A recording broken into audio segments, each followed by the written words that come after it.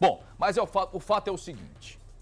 O Sindicato dos Trabalhadores da Indústria de Purificação e Distribuição de Água e Serviços de Esgotos de Sergipe, o Sindisan, diz que essa tragédia em Dores poderia ter sido evitada. Há tempos, a direção da DESO, segundo o Sindisan, vem sendo alertada sobre a precariedade em unidades na capital e interior do estado. E é por isso que nós vamos receber, a partir de agora, o diretor do sindicato, o Sérgio Passos. Sérgio, satisfação revê-lo ao Balanço Geral, Sergipe. Sérgio, essa informação que você traz é muito grave e revela, pelo menos no ponto de vista do sindicato, de que houve, de fato, negligência. Isso, até que ponto, quantas vezes o Sindisan avisou a DESO que estávamos aí na iminência de uma tragédia? Bem, sobre esse fato do reservatório de Dores, o Sindisan não tem informação, até porque a gente imaginava que era a caixa d'água da cidade de Dores. Então, nenhum membro da direção do Sindisan nunca esteve nesse local. Agora, a gente alerta que há muito tempo que o Sindisan vem alertando a DESO, diretorias passadas. Com essa diretoria a gente não teve nenhum contato sobre esse assunto, mas com diretoria passada, por exemplo, em 2009 nós assinamos o Ministério Público, e se não fosse um TAC firmado entre o Ministério Público, provavelmente a caixa d'água de Neópolis ela estaria no chão, né? Então, graças a uma ação do Sindisan, na época muita gente questionou, até o próprio trabalhador da DESO questionou essa ação do Sindisan, porque estava expondo a empresa, etc, etc. Então, a gente coloca para a sociedade que o Sindisan é um sindicato que defende os interesses históricos e imediatos dos trabalhadores e também da sociedade, porque nós prestamos serviço à sociedade. É através do nosso serviço que 90% da população sergipana já tem acesso à água tratada e, segundo a Organização Mundial de Saúde, em cada R$1 investido em saneamento básico e água tratada, economiza-se R$4 com saúde.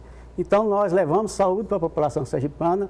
E agora, a gente alerta também que, como a gente defende a sociedade, tem algumas estruturas da DESO, porque nós não somos direção que ficamos na nossa sede. Não é seu papel fiscalizar. A gente percorre todas as unidades da DESO e a gente detectou que existem algumas unidades, tem reservatório da DESO que tem mais de 50 anos, que foram construídas e nunca passou por uma reforma.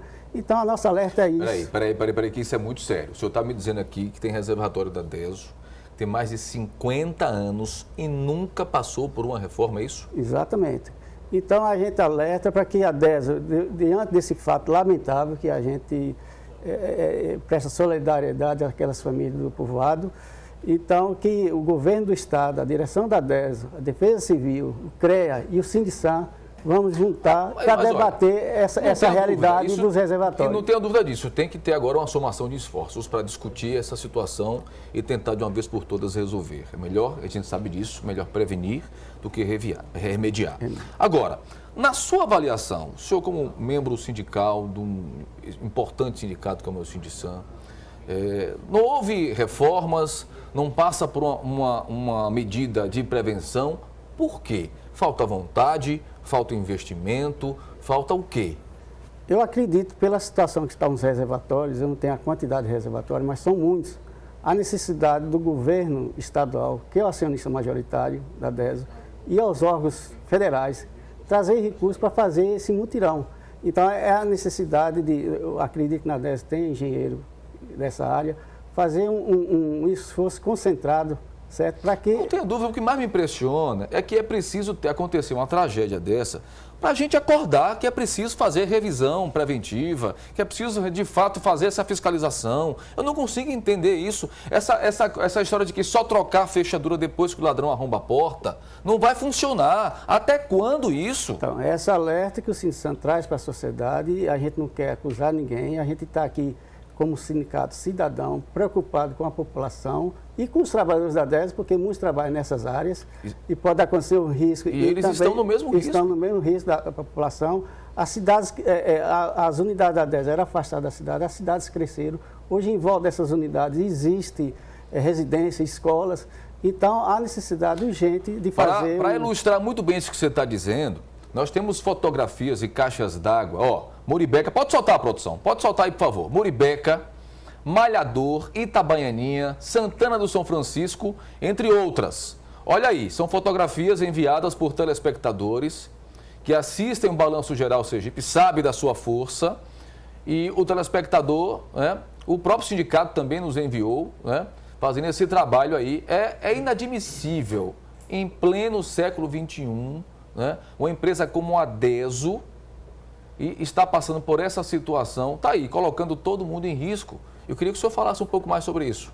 Então, todas essas unidades a gente já fez visita e tal, a gente faz alerta, o risco que corre até para os próprios trabalhadores que trabalham ali naquelas áreas, né? Porque tem uma caixa, um reservatório desse e ao lado tem um escritório, tem uma estação de tratamento de água, então existem trabalhadores também ali. Claro, né? claro. E também outra questão que a gente debateu agora recente com a direção da DESO é a violência chegando nessas unidades da DESO.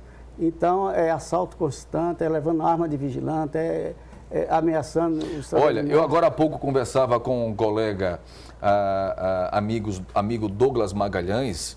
Ele esteve agora há pouco na caixa d'água da Cidade Nova, que é uma caixa d'água de um reservatório que atende, acho que 90% da região norte aqui da capital sergipana. Exatamente. E, pasmem, ele conseguiu subir, desceu, enfim. Ou seja, se por acaso alguém que tiver mal intencionado jogar alguma coisa errada numa caixa d'água dessa, olha o problema que nós estamos vivenciando. Ou seja, está lá, está abandonada, não tem segurança, não tem vigilante, enfim.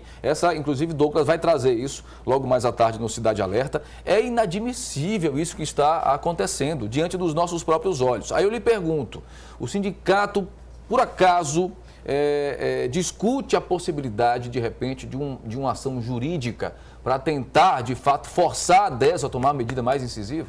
Não, eu acho que a atual diretoria nunca fechou as portas para o Sinsan, existe um diálogo, a gente a partir de agora vai participar de reuniões junto com a direção da DESO, com os órgãos de defesa, órgãos públicos, né? Eu acho que o governo do estado, então a gente tem que somar todo mundo para que fatos lamentáveis, igual esse que ocorreu em Dores, não venha a acontecer. E se vier a acontecer dessas fotos que foram mostradas, a proporção é bem maior do que lá em Dores. Não tenho dúvida disso. Bom, então, eu quero gente está aberto também. Vocês estão monitorando, né?